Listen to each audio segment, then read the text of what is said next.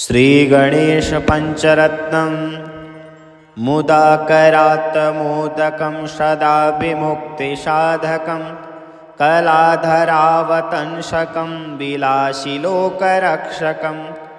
अनायकैकनायकं विनाशितैवदैत्यकं नताशुभाशुनाशकं नमामि तं विनायकम्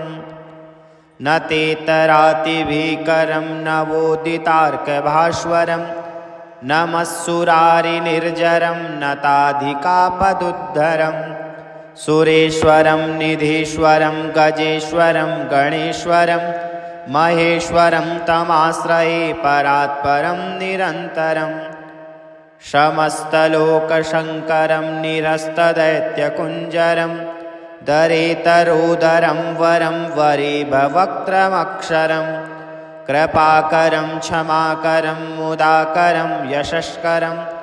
नमस्करं नमस्कृतां नमस्करोमि भास्वरम् अकिञ्चनार्तिमार्जनं चिरन्तनोक्तिभाजनं पुरारिपूर्वनन्दनं सुरारिगर्वचर्वणं प्रपञ्चनाशभीषणं धनञ्जयादिभूषणं कपोलदानवारणं भजे पुराणवारणं नितान्तकान्तिदन्तकान्तिमन्तकान्तिकात्मजम् अचिन्त्यरूपमन्तहीनमन्तरायकृन्तनं हृदन्तरे निरन्तरं वसन्तमेव योगिनां दमेकदन्तमेव तं विचिन्तयामि सन्ततं महागणेशपञ्चरत्नमादरेण योऽन्वहं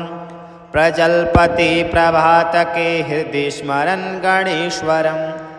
अरोगतामदोषतां सुसाहितिं सुपुत्रतां समाहितायुरष्टभूतिमभ्युपैति सोचिरात् मुदाकरात्तमोदकं सदा विमुक्तिसाधकं कलाधरावतंसकं विलासिलोकरक्षकम्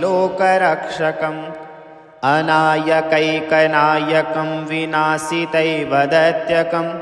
नताशुभाशुनाशकं नमामि तं विनायकम् न तेतरातिभीकरं नवोदितार्कभास्वरं नमस्सुरारिनिर्जरं नताधिकापदुद्धरं सुरेश्वरं निधीश्वरं गजेश्वरं गणेश्वरं महेश्वरं तमाश्रये परात्परं निरन्तरं समस्तलोकशङ्करं निरस्तदैत्यकुञ्जरं दरेतरोदरं वरं वरेभवक्त्रमक्षरं कृपाकरं क्षमाकरं मुदाकरं यशस्करं नमस्करं नमस्कृतां नमस्करोमि भास्वरम् अकिञ्चनार्तिमार्जनं चिरन्तनोक्तिभाजनं पुरारिपूर्वनन्दनं सुरारिगर्वचर्वणं प्रपञ्चनाशभीषणं धनञ्जयादिभूषणं कपोलदानवारणं भजे पुराणवारणं नितान्तकान्तिदन्तकान्तिमन्तकान्तिकात्मजम् अचिन्त्यरूपमन्तहीनमन्तरायकृन्तनं हृदन्तरे निरन्तरं वसन्तमेव योगिनां दमेकदन्तमेव तं विचिन्तयामि सन्ततं महागणेशपञ्चरत्नमादरेण योऽन्वहं प्रजल्पते प्रभातके हृदि स्मरन् गणेश्वरम् अरोगतामदोषतां सुसाहितिं सुपुत्रतां समाहितायुरष्टभूतिमभ्युपैति सोचिरात् मुदाकरात्तमोदकं सदा विमुक्तिसाधकं कलाधरावतंसकं विलासिलोकरक्षकम् अनायकैकनायकं विनाशितैवदैत्यकं नताशुभाशुनाशकं नमामि तं विनायकम् न तेतरातिभीकरं नवोदितार्कभास्वरं नमस्सुरारिनिर्जरं नताधिकापदुद्धरं सुरेश्वरं निधीश्वरं गजेश्वरं गणेश्वरं महेश्वरं तमाश्रये परात्परं निरन्तरं समस्तलोकशङ्करं निरस्तदैत्यकुञ्जरं दरेतरोदरं वरं वरेभवक्त्रमक्षरं कृपाकरं क्षमाकरं मुदाकरं यशस्करं नमस्करं नमस्कृतां नमस्करोमि भास्वरम् अकिञ्चनार्तिमार्जनं चिरन्तनोक्तिभाजनं पुरारिपूर्वनन्दनं शूरारिगर्वचर्वणं प्रपञ्चनाशभीषणं धनञ्जयादिभूषणं कपोलदानवारणं भजे पुराणवारणम् नितान्तकान्तिदन्तकान्तिमन्तकान्तिकात्मजम् अचिन्त्यरूपमन्तहीनमन्तरायकृन्तनं हृदन्तरे निरन्तरं वसन्तमेव योगिनां दमेकदन्तमेव तं विचिन्तयामि सन्ततं महागणेशपञ्चरत्नमादरेण योऽन्वहं प्रजल्पते प्रभातके हृदि स्मरन् गणेश्वरम् अरोगतामदोषतां सुसाहितिं सुपुत्रतां समाहितायुरष्टभूतिमभ्युपैति सोचिरात् मुदाकरात्तमोदकं सदा विमुक्तिसाधकं कलाधरावतंसकं विलासिलोकरक्षकम् अनायकैकनायकं विनाशितैव दैत्यकं नताशुभाशुनाशकं नमामि तं विनायकम् न तेतरातिभीकरं नवोदितार्कभास्वरं नमस्सुरारिनिर्जरं नताधिकापदुद्धरं सुरेश्वरं निधीश्वरं गजेश्वरं गणेश्वरं महेश्वरं तमाश्रये परात्परं निरन्तरं समस्तलोकशङ्करं निरस्तदैत्यकुञ्जरं दरेतरोदरं वरं वरेभवक्त्रमक्षरं कृपाकरं क्षमाकरं मुदाकरं यशस्करं नमस्करं नमस्कृतां नमस्करोमि भास्वरम् अकिञ्चनार्तिमार्जनं चिरन्तनोक्तिभाजनं पुरारिपूर्वनन्दनं शूरारिगर्वचर्वणं प्रपञ्चनाशभीषणं धनञ्जयादिभूषणं कपोलदानवारणं भजे पुराणवारणम् नितान्तकान्तिदन्तकान्तिमन्तकान्तिकात्मजम् अचिन्त्यरूपमन्तहीनमन्तरायकृन्तनं हृदन्तरे निरन्तरं वसन्तमेव योगिनां दमेकदन्तमेव तं विचिन्तयामि सन्ततं महागणेशपञ्चरत्नमादरेण योऽन्वहं प्रजल्पते प्रभातके हृदि स्मरन् गणेश्वरम् अरोगतामदोषतां सुसाहितिं सुपुत्रतां समाहितायुरष्टभूतिमभ्युपैति सोचिरात् मुदाकरात्तमोदकं सदा विमुक्तिसाधकं कलाधरावतंसकं विलासिलोकरक्षकम् अनायकैकनायकं विनाशितैव दैत्यकं नताशुभाशुनाशकं नमामि तं विनायकम् न तेतरातिभीकरं नवोदितार्कभास्वरं नमस्सुरारिनिर्जरं नताधिकापदुद्धरं सुरेश्वरं निधीश्वरं गजेश्वरं गणेश्वरं महेश्वरं तमाश्रये परात्परं निरन्तरं समस्तलोकशङ्करं निरस्तदैत्यकुञ्जरं दरेतरोदरं वरं वरेभवक्त्रमक्षरं कृपाकरं क्षमाकरं मुदाकरं यशस्करं नमस्करं नमस्कृतां नमस्करोमि भास्वरम् अकिञ्चनार्तिमार्जनं चिरन्तनोक्तिभाजनं पुरारिपूर्वनन्दनं शूरारिगर्वचर्वणं प्रपञ्चनाशभीषणं धनञ्जयादिभूषणं कपोलदानवारणं भजे पुराणवारणम् नितान्तकान्तिदन्तकान्तिमन्तकान्तिकात्मजम् अचिन्त्यरूपमन्तहीनमन्तरायकृन्तनं हृदन्तरे निरन्तरं वसन्तमेव योगिनां दमेकदन्तमेव तं विचिन्तयामि सन्ततम् महागणेशपञ्चरत्नमादरेण योऽन्वहं प्रजल्पते प्रभातके हृदि स्मरन् गणेश्वरम् अरोगतामदोषतां सुसाहितिं सुपुत्रतां समाहितायुरष्टभूतिमभ्युपैति सोचिरात्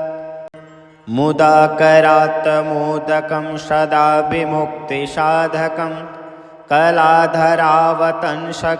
विलासिलोकरक्षकम् अनायकैकनायकं विनाशितैव दैत्यकं नताशुभाशुनाशकं नमामि तं विनायकम् न तेतरातिभीकरं नवोदितार्कभास्वरं नमस्सुरारिनिर्जरं नताधिकापदुद्धरं सुरेश्वरं निधीश्वरं गजेश्वरं गणेश्वरं महेश्वरं तमाश्रये परात्परं निरन्तरम् समस्तलोकशङ्करं निरस्तदैत्यकुञ्जरं दरेतरोदरं वरं वरेभवक्त्रमक्षरं कृपाकरं क्षमाकरं मुदाकरं यशस्करं नमस्करं नमस्कृतां नमस्करोमि भास्वरम्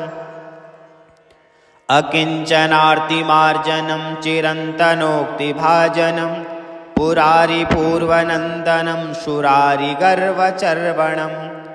प्रपञ्चनाशभीषणं धनञ्जयादिभूषणं कपोलदानवारणं भजे पुराणवारणम् नितान्तकान्तिदन्तकान्तिमन्तकान्तिकात्मजम् अचिन्त्यरूपमन्तहीनमन्तरायकृन्तनं हृदन्तरे निरन्तरं वसन्तमेव योगिनां दमेकदन्तमेव तं विचिन्तयामि सन्ततम् महागणेशपञ्चरत्नमादरेण योऽन्वहं प्रजल्पते प्रभातके हृदि स्मरन् गणेश्वरम् अरोगतामदोषतां सुसाहितिं सुपुत्रतां समाहितायुरष्टभूतिमभ्युपैति सोचिरात् मुदाकरात्तमोदकं सदा विमुक्तिसाधकं कलाधरावतंसकं विलासिलोकरक्षकम् अनायकैकनायकं विनाशितैव दैत्यकं नताशुभाशुनाशकं नमामि तं विनायकम् न तेतरातिभीकरं नवोदितार्कभास्वरं नमस्सुरारिनिर्जरं नताधिकापदुद्धरं सुरेश्वरं निधीश्वरं गजेश्वरं गणेश्वरं महेश्वरं तमाश्रये परात्परं निरन्तरम् समस्तलोकशङ्करं निरस्तदैत्यकुञ्जरं दरेतरोदरं वरं वरेभवक्त्रमक्षरं कृपाकरं क्षमाकरं मुदाकरं यशस्करं नमस्करं नमस्कृतां नमस्करोमि भास्वरम् अकिञ्चनार्तिमार्जनं चिरन्तनोक्तिभाजनं पुरारिपूर्वनन्दनं शूरारिगर्वचर्वणं प्रपञ्चनाशभीषणं धनञ्जयादिभूषणं कपोलदानवारणं भजे पुराणवारणम् नितान्तकान्तिदन्तकान्तिमन्तकान्तिकात्मजम् अचिन्त्यरूपमन्तहीनमन्तरायकृन्तनं हृदन्तरे निरन्तरं वसन्तमेव योगिनां दमेकदन्तमेव तं विचिन्तयामि सन्ततम् महागणेशपञ्चरत्नमादरेण योऽन्वहं प्रजल्पते प्रभातके हृदि स्मरन् गणेश्वरम् अरोगतामदोषतां सुसाहितिं सुपुत्रतां समाहितायुरष्टभूतिमभ्युपैति सोचिरात् मुदाकरात् मोदकं सदा विमुक्तिसाधकं कलाधरावतंसकं विलासिलोकरक्षकम् अनायकैकनायकं विनाशितैव दैत्यकं नताशुभाशुनाशकं नमामि तं विनायकम् न तेतरातिभीकरं नवोदितार्कभास्वरं नमस्सुरारिनिर्जरं नताधिकापदुद्धरं सुरेश्वरं निधीश्वरं गजेश्वरं गणेश्वरं महेश्वरं तमाश्रये परात्परं निरन्तरम् समस्तलोकशङ्करं निरस्तदैत्यकुञ्जरं दरेतरोदरं वरं वरेभवक्त्रमक्षरं कृपाकरं क्षमाकरं मुदाकरं यशस्करं नमस्करं नमस्कृतां नमस्करोमि भास्वरम् अकिञ्चनार्तिमार्जनं चिरन्तनोक्तिभाजनं पुरारिपूर्वनन्दनं सुरारिगर्वचर्वणं प्रपञ्चनाशभीषणं धनञ्जयादिभूषणं कपोलदानवारणं भजे पुराणवारणं नितान्तकान्तिदन्तकान्तिमन्तकान्तिकात्मजम् अचिन्त्यरूपमन्तहीनमन्तरायकृन्तनं हृदन्तरे निरन्तरं वसन्तमेव योगिनां दमेकदन्तमेव तं विचिन्तयामि सन्ततं महागणेशपञ्चरत्नमादरेण योऽन्वहं प्रजल्पते प्रभातके हृदि स्मरन् गणेश्वरम् अरोगतामदोषतां सुसाहितिं सुपुत्रतां समाहितायुरष्टभूतिमभ्युपैति सोचिरात् मुदाकरात् मोदकं सदा विमुक्तिसाधकं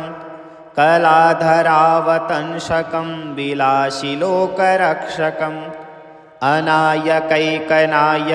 विनाशितैव दैत्यकं नताशुभाशुनाशकं नमामि तं विनायकम् न तेतरातिभीकरं नवोदितार्कभास्वरं नमस्सुरारिनिर्जरं नताधिकापदुद्धरं सुरेश्वरं निधीश्वरं गजेश्वरं गणेश्वरं महेश्वरं तमाश्रये परात्परं निरन्तरम् समस्तलोकशङ्करं निरस्तदैत्यकुञ्जरं दरेतरोदरं वरं वरेभवक्त्रमक्षरं कृपाकरं क्षमाकरं मुदाकरं यशस्करं नमस्करं नमस्कृतां नमस्करोमि भास्वरम् अकिञ्चनार्तिमार्जनं चिरन्तनोक्तिभाजनं पुरारिपूर्वनन्दनं सुरारिगर्वचर्वणं प्रपञ्चनाशभीषणं धनञ्जयादिभूषणं कपोलदानवारणं भजे पुराणवारणं नितान्तकान्तिदन्तकान्तिमन्तकान्तिकात्मजम् अचिन्त्यरूपमन्तहीनमन्तरायकृन्तनं हृदन्तरे निरन्तरं वसन्तमेव योगिनां दमेकदन्तमेव तं विचिन्तयामि सन्ततं महागणेशपञ्चरत्नमादरेण योऽन्वहं प्रजल्पते प्रभातके हृदि स्मरन् गणेश्वरम् अरोगतामदोषतां सुसाहितिं सुपुत्रतां समाहितायुरष्टभूतिमभ्युपैति सोचिरात् मुदाकरात् मोदकं सदा विमुक्तिसाधकं कलाधरावतंसकं विलासिलोकरक्षकम् अनायकैकनायकं विनाशितैव दैत्यकं नताशुभाशुनाशकं नमामि तं विनायकम् न तेतरातिभीकरं नवोदितार्कभास्वरं नमस्सुरारिनिर्जरं नताधिकापदुद्धरं सुरेश्वरं निधीश्वरं गजेश्वरं गणेश्वरं महेश्वरं तमाश्रये परात्परं निरन्तरं समस्तलोकशङ्करं निरस्तदैत्यकुञ्जरं